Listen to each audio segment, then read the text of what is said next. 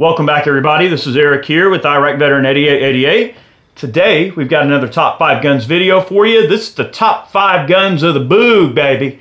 All right, we're going to get into this a little bit. Going to be a lot of fun. I've got a couple of special guests with me in today's video. This is Josh and Josh with Black Diamond Guns and Gear. Great couple of guys. And it's funny, a lot of folks compare them to Chad and I with Gun Gripes in terms of the way that they handle their episodes here. You guys doing all right? Yeah. Doing good. Doing good. Really appreciate you having us down, man. We really appreciate it. Outstanding. Yeah, I have to kind of like look around to see you. You know? It's kind of like go around the head. We normally don't have three folks in the video, but we are going to get into this concept here. This was actually y'all's idea, right? The Top 5 Guns of the Boog, and we were sending a couple of lists back and forth about which guns we would put in this video. Right. And oddly enough, we had many of the same guns on the list. Absolutely. I think that there's definitely a reason for that, because a lot of these firearms certainly kind of ring in people's minds as being a good, personal protection type of thing. So what is meant by this Boogaloo, right? A lot of people see this term thrown around. I'm going to spend a brief moment discussing what it actually means. Boogaloo is a pop culture reference to the big luau, right? And what they mean by that is, a potential standing up against a tyrannical government. And what that entails is, we've done very similar videos to this in the past, like, okay, top 5 guns for when the man comes, or top 5 guns the government doesn't want you to have. You're going to see the guns are very similar to what those videos were, but the Boog is a pop culture reference, and there actually is some fact to the style of the Boog. You notice I'm wearing a Hawaiian t-shirt, right? Woo! And the Hawaiian t-shirts are actually a very common theme that you're going to see in the Boogaloo pop culture reference and with the big luau pop culture reference. And the reason is back in the day, right, we're talking 70s, 80s and stuff like that, special operations, there was a lot of hipster guys that were getting into special operations, and we're talking, tier 1 guys and like, Navy SEALs, and there was this huge sort of culture clash of guys that would go out on combat operations in t-shirts, shorts, Nikes, and a pair of sunglasses, right? Like these guys were outcasts from society. Joes. Yeah, they were average Joes. They were outcasts.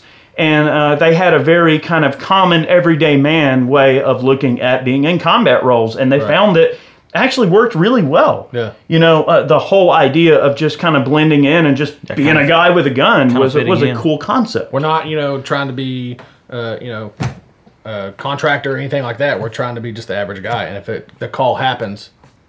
Right. So the idea being that a Boogaloo is something really bad happens. It's a tyrannical government, and you've got to take to the streets and take care of business, protect your neighborhood, protect your family, protect your citizens against a tyrannical government. All right. That's what this is. Okay. So what would be those top 5 guns? We've got some stuff laid out here. We're going to get into it.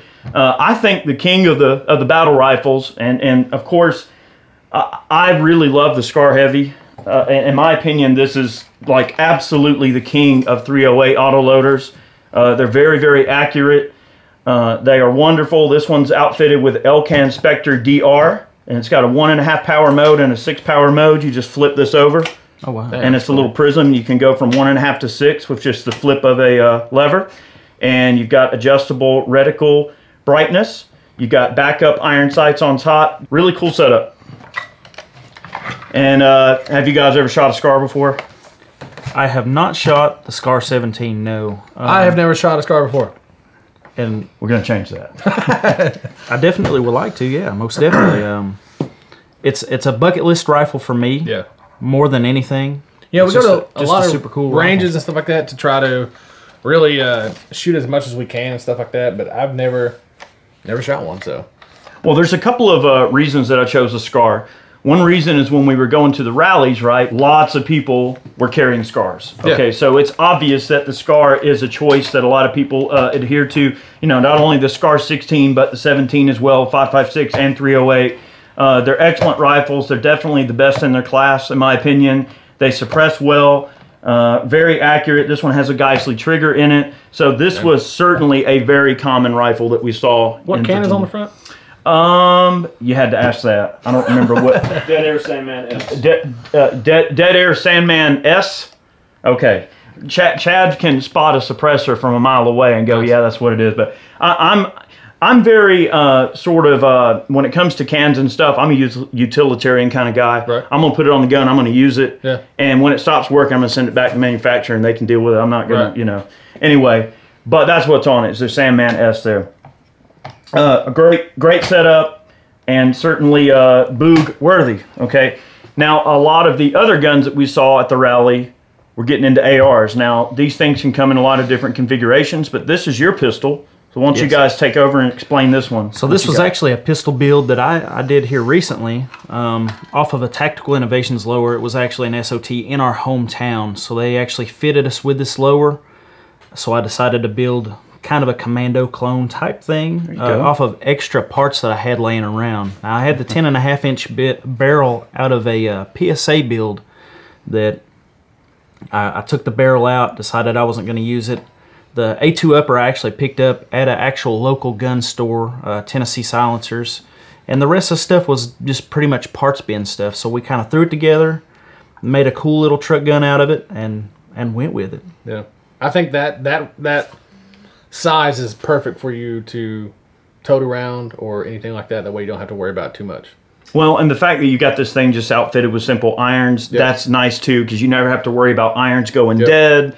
You're not gonna have to worry about, you know, batteries going bad or, you know, the scope getting knocked off or something. You know, irons are very dependable, and you know, this is a very proven type of setup. But of course, ARs can come in a wide variety of different configurations, barrel lengths.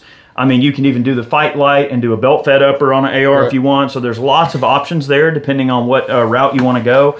But this is certainly Boog worthy because it's a nice and short, compact package. Easy to shoot, low recoil, plenty of mags and ammo everywhere. That's what I was going to say. I mean, as far as it being available, they're everywhere. Everybody's going to have one. So why not have something that you could maybe pick up off of, you know, per se on the ground or whatnot. Battlefield pickup type scenario. And that is, I mean, AR-15 magazines are going to be literally, you know, everywhere. Yep. Minus Walmart, of course, but very common setup. You know, the AR is definitely not a bad choice. Now, we wanted to include a 22 in this lineup, but we thought we would go one step further because we didn't want to get into our wild card by taking up a wild card by using a 22. So we thought, why not, since we already have an AR pistol set up, let's go with a 22 dedicated upper. Okay, this is a CMMG 22 upper, and it uses a magazine that'll just work in the standard AR-15 mag well. All you do is drop the upper on, you're good to go. This one's got one of the new little holosons on it. We've got an Olight Valkyrie PL2 on top to give us some illumination. This one's outfitted with a suppressor. What can's on that one? So this suppressor goes up under the rail, and that's my that's freaking sweet. element suit. That's my element. Chad can spot these things from like, he just knows by the shape of the end cap like that it's an element. But that's my element 2 on there. And this is a nice short setup. The sight actually goes over the top of the flashlight, and you can convert it to 22. So why would you want a 22 in the Boog? Well, you never know. You might have to hunt small game. Right. That's my thinking on it. It's pretty much you would have to have something for small game, something you don't want to waste 223 on, 5.56, that kind of thing. And that's my pick. To me, 22 ammo, you can carry a whole lot. True. You know, and it's not that heavy. Right. So what's a brick of 22? You know, 2 mags of 5.56. Yeah, that's right. So, you know, so you can carry more ammo. Right. Another thing that you would really consider with a 22 upper as well would be noise and light discipline. Maybe you need to shoot at something, you need it to be really quiet. You don't want to draw attention to yourself, or maybe you need to practice and not draw attention to yourself. That's a way you can do that by shooting very quiet with the can. Yep. So something like that is certainly not a bad option. Noise and light discipline, small game. 22s certainly have their place, and those can come in a lot of different forms. You can go like a integral suppressed Ruger 1022. You can go with a can on the end of a bolt gun. That's originally what I thought of. I thought of a takedown, but then when you talked about the conversion, I was just like, that is so much better of an idea, actually. Yeah, you can stuff this in a bag. Yeah. You know, attach it to the side of a rucksack or whatever, and, and it's just there. It's there. You don't have to worry about having something else. It's already there. Absolutely.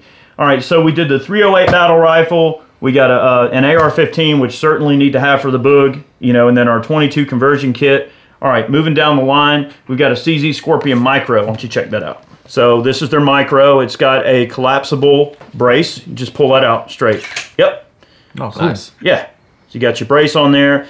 And this is actually a PDW that CZ was tasked with putting together for a drug task interdiction force. Actually purposely wanted these built as a very small, compact truck gun. Yeah. Something to get in and out of vehicles easy, something they can shoot with body armor on really easily. And fun fact in this video, second gun on this table I have not shot. We're going to fix that. So, yeah.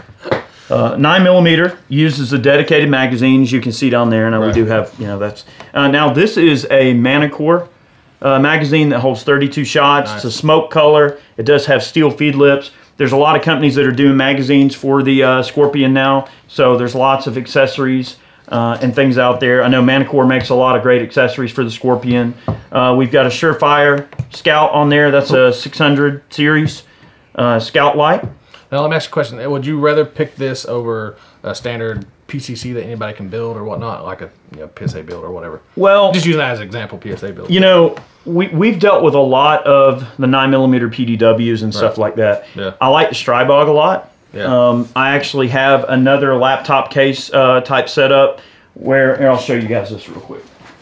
I showed this off on Instagram not too long ago. All right, so this is an old laptop case, and what I did is I repurposed it. This frontmost pouch, we've got some body armor. Okay, and this is an AR-500 flat plate. Yeah. All right. And then what we've got on the inside is the ability to, collapse this PDW and put it inside where the laptop would go with some extra magazines. This is a Magpul Scorpion mag. It doesn't look tacticaled out. It doesn't look like you're carrying anything crazy. Right. It's just a laptop case. And then we got medical. Right. So we got a way to prevent holes from getting in us. Right. To plug holes in case we do have a hole, and then we got a way to make holes. Important. Yeah. So this is something I put on the gram. That was kind of cool. Yeah.